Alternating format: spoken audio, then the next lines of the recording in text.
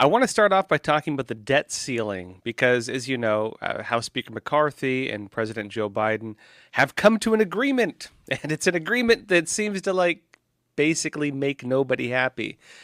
Democrats are mad about it. Republicans are mad about it. Democrats are saying it doesn't give us anything we wanted.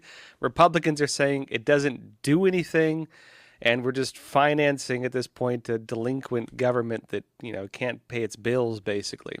And it raises the question, of course, well, is it and imagine you have a cousin, right?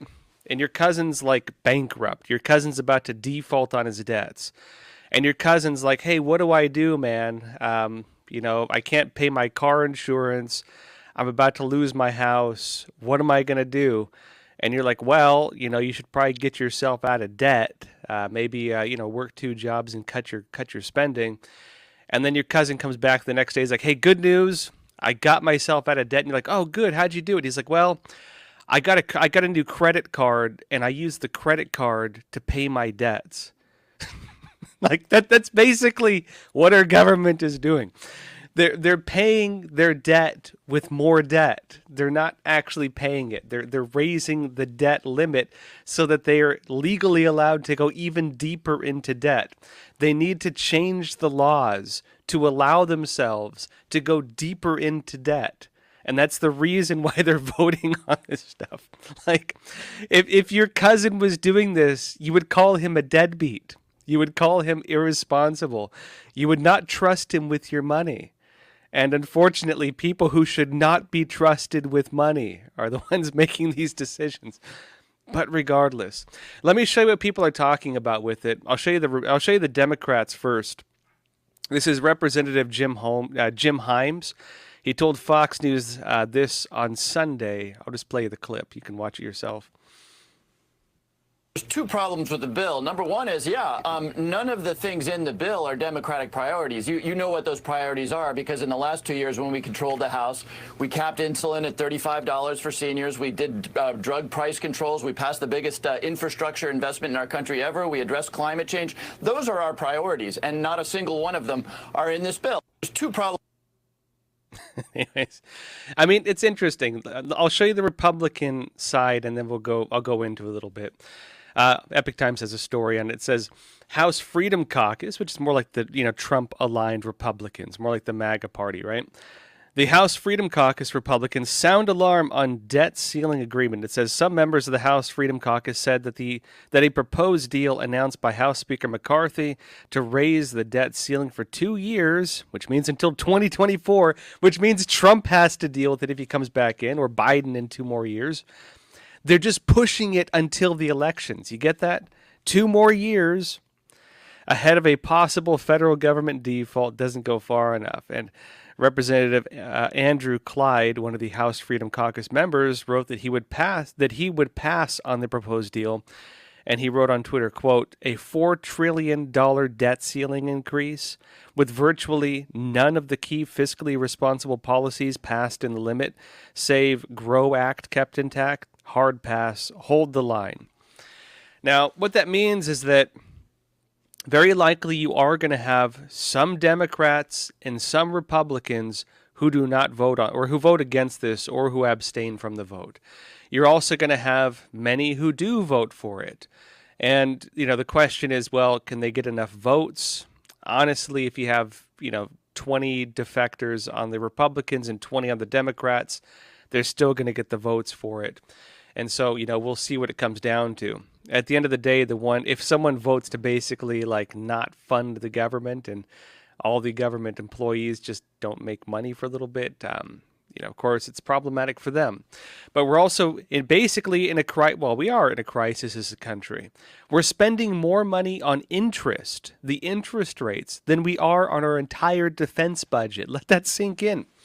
The amount of money that we pay for our Defense Department, the one that many Democrats are like, oh, well, we spend this much on that. If we redistributed that wealth, maybe got rid of the DOD. Some extreme ones are saying this. Get rid of the DOD. We'd have all this other money to spend on housing and welfare and all these other things. Well, look, we're spending more than that just paying the banks. We're spending more than that paying the banks because our government is totally irresponsible with money. They're worse than children with credit cards. It's like if you gave a kid a credit card and they behaved this way, you would ground them. You would take the credit card away and make them get a summer job to work extra to pay off that debt. It's incredible, actually. And we're not, the big thing is we're not solving anything. We're digging a deeper hole. Imagine you're with a bunch of friends and you're shoveling dirt, and you're 20 feet down, right? You're 20 feet down, and you're like, uh-oh, we forgot to dig ourselves a way out.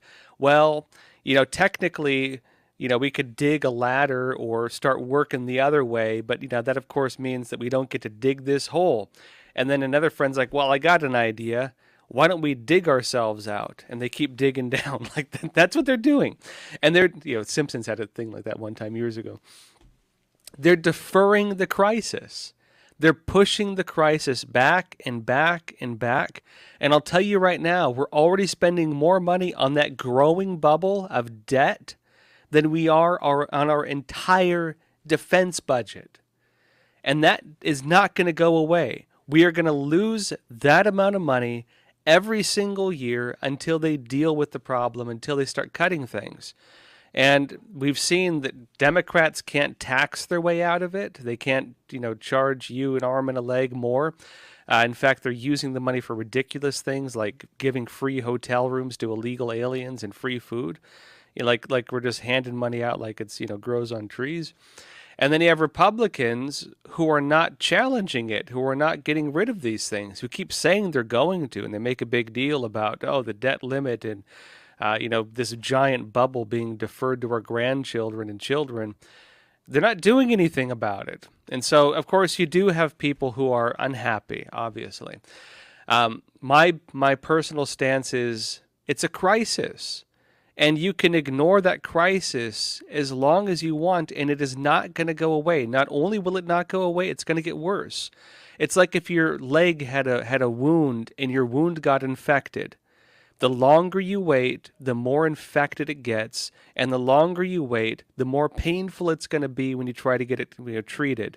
When you get it treated, it's going to get worse and worse and worse the longer you wait to face that problem festering down there. And there is a festering problem when it comes to, of course, our debt.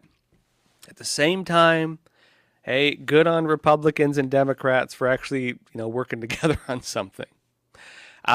It's nice to see them bridge party lines. Frankly, doing it in such a way that is not making people on either side of the aisle happy, which means that both sides sacrificed to an extent some of their interest. That's a good thing, but I'm very concerned about this problem that is not going to go away until they face it, and neither side seems like they're interested in facing it. Neither side is facing it.